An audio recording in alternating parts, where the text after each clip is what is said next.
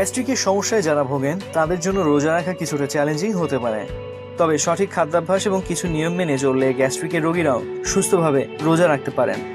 Gastric রোগীদের রোজা পালনের ক্ষেত্রে কিছু বিশেষ সতর্কতা অবলম্বন করা জরুরি। তো চলুন আজ আমরা সে বিষয়ে আলোচনা করি। সেহরিতে করণীয়।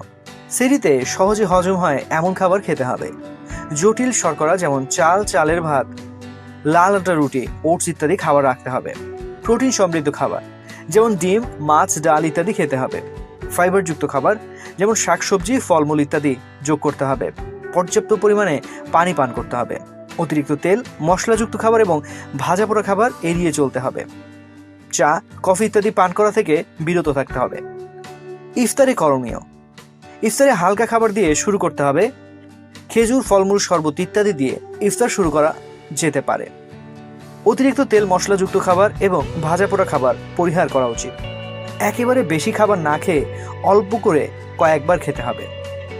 ইফতারের পর পর্যাপ্ত পরিমাণে পানি পান করতে হবে। ধীরে ধীরে খাবার খেতে হবে।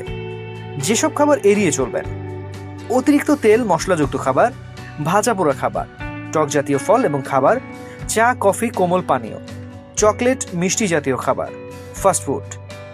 সেই সঙ্গে আরও কিছু বিষয় রয়েছে যা আপনাকে অত্যন্ত সতর্কতার সাথে মেনে চলতে হবে। যেমন ধূমপান থেকে বিরত থাকতে হবে। অতিরিক্ত মানসিক চাপ এড়িয়ে চলতে হবে। পর্যাপ্ত পরিমাণে ঘুমাতে হবে। ডাক্তারের পরামর্শ অনুযায়ী গ্যাস্ট্রিকের ঔষধ সেবন করতে হবে। কোনো সমস্যা হলে দ্রুত ডাক্তারের পরামর্শ নিতে হবে।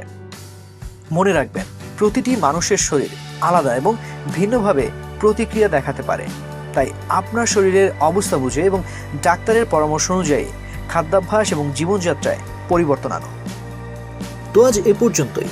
স্বাস্থ্য বিষয়ক এমন নানা তথ্য জানতে ডেইলি হেলথের সঙ্গেই থাকুন।